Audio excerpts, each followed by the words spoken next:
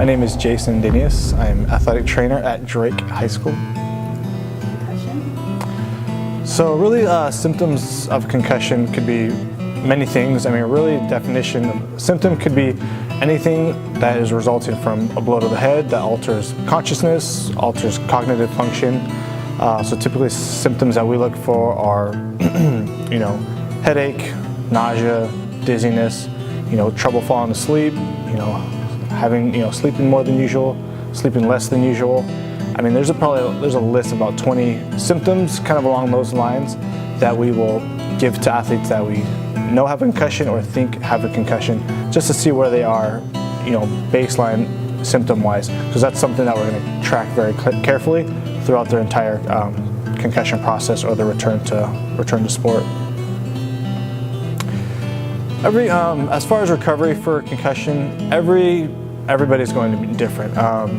You can't really gauge severity of concussion, like that was a mild one, it's going to take 3 days, versus severe, which is going to take 2 weeks.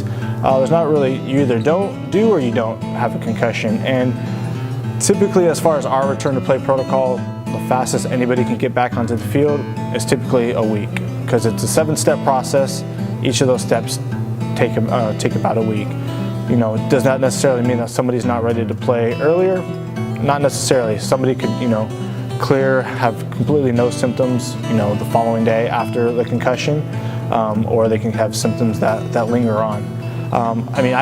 In my experience, I've seen concussions that, last up to 3-4 days, to potentially months or years. So it's all gonna depend on, has this person had a concussion before?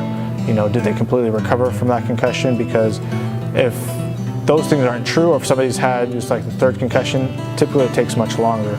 Or if somebody got hit last week and was still having symptoms, now they got hit again, which are the types of things that we try to educate about and avoid, that could definitely prolong the recovery quite a bit. So first and foremost, as far as that progression back to recovery once you're concussed. So first, completely no activity, nothing, any kind of contact, anything that gets the heart rate up until you're completely asymptomatic. So again, that symptom sheet that we talked about, the first day of the concussion, all that's got to be back to zero, and that's going to be completely symptom-free for 24 hours. Then at that point, you could start your progression back to your activity.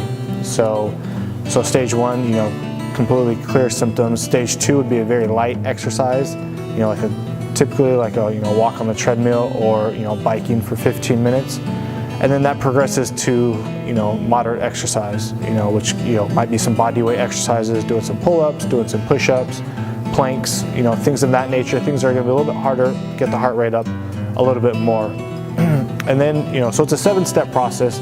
Those are kind of the first 3, and then you're going to start to get back into some more sports-specific activities, soccer, dribbling a ball, things like that.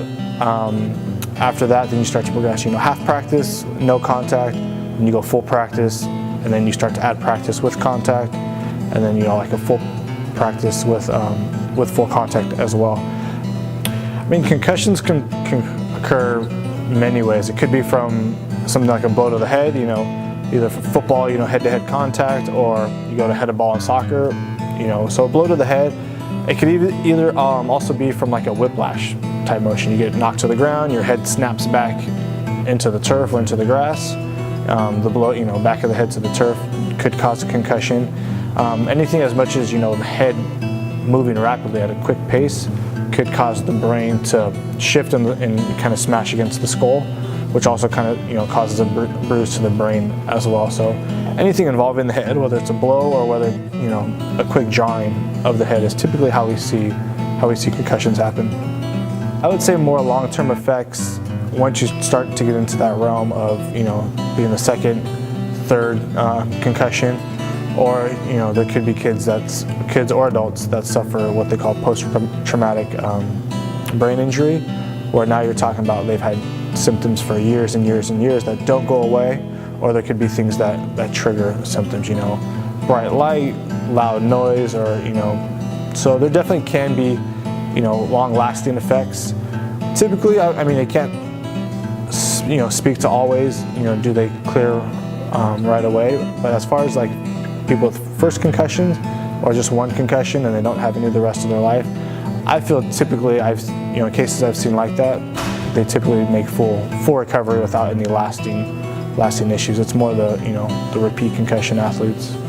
Since we've been doing a lot more education about concussion, talking to the coaches, talking to students, talking to parents, I think more, there's kind of a heightened alert around it. Everybody's more aware of concussions, if they're feeling symptoms or if they got, took a big hit out of practice. There's more people, looking out for that person, being like, maybe you should go get checked out.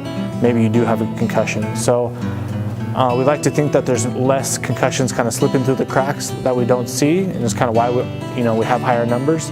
But I don't necessarily think the concussion rates are increasing. I just think through education we're starting to see more, just because it's something that we continue to educate about, something that's just on everybody's radar.